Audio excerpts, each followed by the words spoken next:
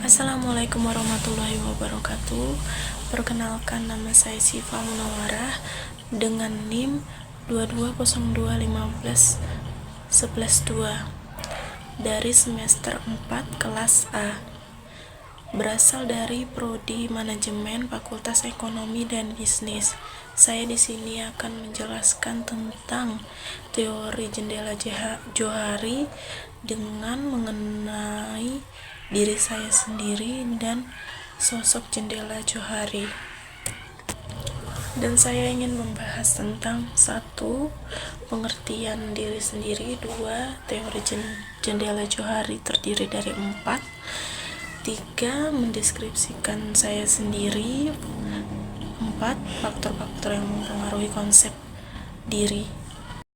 Yang pertama yaitu ada pengertian diri sendiri, memahami dan mengenal diri sendiri secara dalam, termasuk kelebihan, kekurangan, nilai, dan perilaku diri sendiri. Diri sendiri meliputi aspek psikologis, fisik, moral, potensi, dan sosial. Dengan mengenal diri sendiri, seseorang dapat memahami apa yang memotivasi dirinya sendiri, apa yang dihargai dalam hubungan sosial, dan apa harus menjadi tujuan hidupnya. Teori jendela Johari terdiri dari 4 daerah yang berbeda. Yang pertama ada daerah terbuka atau open. Daerah ini berisi tentang informasi diri sendiri yang diketahui oleh orang lain seperti nama, jabatan, dan status perkawinan. Daerah ini berisi tentang perilaku, perasaan, dan motivasi yang diketahui oleh dirinya sendiri dan orang lain. Yang kedua ada daerah buta atau blind. Daerah ini berisi informasi tentang diri sendiri yang tidak diketahui oleh dirinya sendiri, tapi diketahui oleh orang lain. Contohnya, seorang mungkin tidak sadar akan kehilangan dirinya sendiri yang dikenal oleh orang lain. Yang ketiga ada daerah tersembunyi atau hidden. Daerah ini berisi tentang informasi tentang diri sendiri yang diketahui oleh diri sendiri tapi tidak diketahui oleh orang lain.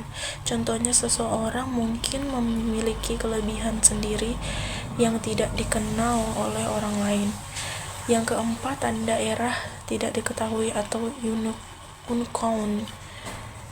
Daerah ini berisi informasi tentang diri sendiri yang tidak diketahui oleh dirinya sendiri maupun orang lain. Contohnya, seseorang mungkin memiliki motivasi yang tidak diketahui oleh dirinya sendiri maupun oleh orang lain. Yang ketiga ada mendeskripsikan tentang diri saya sendiri. Saya di sini berumur 21 tahun, berkuliah di Universitas Kutai Kartanegara, dan sekarang sudah semester 4. Dan tentang diri saya ini, saya adalah kepribadian yang introvert dan terkadang risih akan keramaian banyak orang. Dan saya pribadi yang sedikit pemalu juga. Namun saya belajar tentang organisasi, saya mengikuti organisasi juga. Mungkin dengan saya berorganisasi, saya bisa lebih bersosial dengan orang dan berketemu dengan orang lain. Saya juga bukan tipe orang yang mudah percaya dengan orang lain semudah itu. Saya terkadang egois akan hal yang bagi saya itu tidak penting untuk diurusi, dan saya lebih memilih untuk menyelesaikan masalah sendiri. Dan ketika saya udah mulai beranjak dewasa, saya lebih bisa memperhatikan orang lain dan lebih melihat perilaku dan tingkah laku mereka saat bersama saya.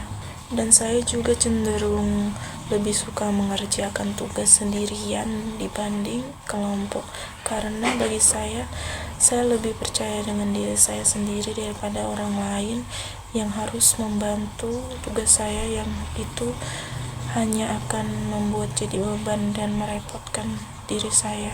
Dan orang yang menilai saya juga melihat saya seorang yang pemalu, tapi apabila sudah mengenal, saya akan menunjukkan sifat asli saya, dan mereka lebih tahu saya. Mereka juga melihat saya adalah pribadi yang egois juga, dan itu saja dari pribadi saya.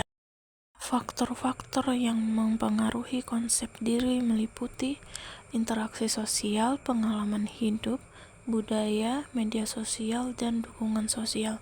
Interaksi sosial mempengaruhi perkembangan konsep diri dengan cara membentuk kebiasaan, nilai, norma, tingkah laku, budaya, dan iklim akademik yang kemudian mempengaruhi perilaku seseorang.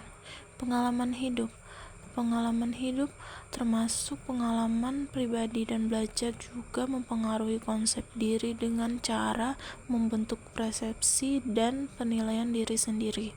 Budaya dan media sosial mempengaruhi konsep diri dengan cara memberikan contoh dan nilai yang dianggap benar dan sadar.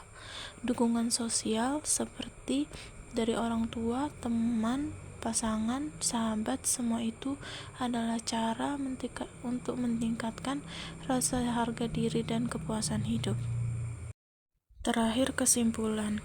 Jadi dari pembahasan di atas, memahami dan mengenal diri sendiri secara dalam, termasuk kelebihan dan kekurangan, nilai dan perilaku sendiri. Dengan mengenal diri sendiri, seseorang dapat memahami yang memotivasi diri, apa yang dihargai dalam hubungan sosial, dan apa yang harus menjadi tujuan hidupnya. Mengenal diri sendiri juga melibatkan proses introspeksi, memahami kelebihan dan kekurangan, interaksi sosial, pengalaman, budaya, media sosial, dan dukungan sosial. Sekian itu tadi video dari saya. Mohon dimaafkan apabila ada salah kata. Semoga video ini bermanfaat. Saya mengucapkan wassalamualaikum warahmatullahi wabarakatuh. Terima kasih.